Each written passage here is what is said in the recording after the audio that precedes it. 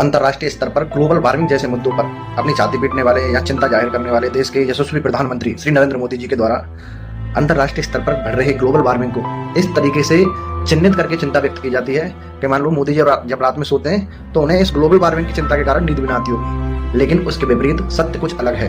हाल ही में तेलंगाना राज्य सरकार ने तेलंगाना में आईटी पार्क बनाने के लिए कांचा गांव के जंगलों को काटने की अनुमति दे दी और हैदराबाद के छात्रों द्वारा बड़े स्तर पर विरोध प्रदर्शन किए जाने पर जंगलों की कटाई पर सुप्रीम कोर्ट ने रोक लगा दी। मतलब तेलंगाना के जंगलों में। यह भारतवर्ष में पेड़ काटने का अकेला मामला नहीं है। छत्तीसगढ़ में हंसदेव के जंगलों में बड़े स्तर पर कटाई की जा रही है। लगभग 3.5 लाख के करीब पेड़ बड़े स्तर पर काटे जा रहे हैं। आज भी कटाई जारी है, कटाई रोकी नहीं गई है। ठीक है।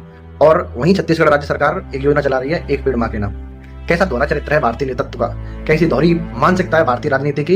एक तरफ तो बड़े स्तर पर जंगलों की कटाई की जा रही है, एक तरफ देश के प्रधानमंत्री एक पेड़ मां के नाम, एक पेड़ बहन के नाम, एक पेड़ राष्ट्र के नाम ऐसी योजनाएं चला रहे हैं। एक तरफ 3.5 लाख पेड़ कट गए, दूसरी तरफ एक पेड़ मां के नाम। अभी तो देश में कई हिस्सों में बड़े स्तर पर जंगलों की कटाई चल रही है। पश्चिमी घाट का जैव संरक्षित क्षेत्र, वहां पे भी कंपनी स्थापित करने के नाम पर बड़े स्तर पर जंगलों की कटाई की जा रही है। ऐसे मामले देश में कई चल रहे हैं। लेकिन दोहरी मानसिकता होने के कारण देश में एक तरफ तो ऐसा चरित्र दिखाया जाता है कि उन्हें पर्यावरण की और अंतर्राष्ट्रीय स्तर पर बढ़ रही ग्लोबल वार्मिंग की बड़ी चिंता है, लेकिन दूसरी तरफ जंगल काटने की अनुमति यह राज्य सरकारें और केंद्र सरकारें ही प्रदान करती हैं। इनके ही आश्रय में आज देश की प्रकृति का नाश किया जा रहा है। जीव शहरों की तरफ रुख कर रहे हैं। आपने तेलंगाना के जंगलों की कटाई के समय जीव जंतुओं की जो वीडियो देखी, उसे देखकर आपका हृदय द्रवित हो गया।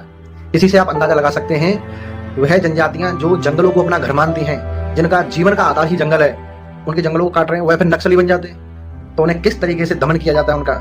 आज हमारा देश गणतांत्रिक अवश्य है, अंग्रेज देश से बाहर अवश्य चले गए, लेकिन पहले अंग्रेज देश से बाहर धन को खींचते थे, आज नेता खींच रहे हैं। नमामि गंगे के नाम से 20,000 करोड़ रुपए आवंटित हुए अब तक। नमामि गंगे, गंगा स्वच्छ हुई नहीं हुई, आज भी नाले धुआंधार बड़े स्तर पर गंगा में मिल रहे हैं। तो इन सरकारों की कथनी में और करनी में बहुत अंतर है, और इसका पूरी जिम्मेदारी जो जाती है वो आम जनमानस को जाती है, क्योंकि अशिक्षा का अभाव ज्यादा है। व्हाट्सएप यूनिवर्सिटी का प्रसार है। देश सर्वोपरि की भावना से सत्ता में आने वाले और उसे सत्ता में पहुंचाने वाले कार्यकर्ता आज पार्टी सर्वोपरि की भावना से अपना मुंह खोलते हैं। यहाँ पार्टी हित की बात होती है, वहां गला फाड़ फाड़ कर बातें करते हैं, लेकिन यहाँ पार्टी के दुष्कर्म दिखाई देते हैं, उनका मुंह छिल जाता है। मथुरा में 100 के करीब गाय पाई गई, उस पर किसी भी महान हिंदुत्ववादी और गौ से गोके के मुंह से चूं तक नहीं निकली।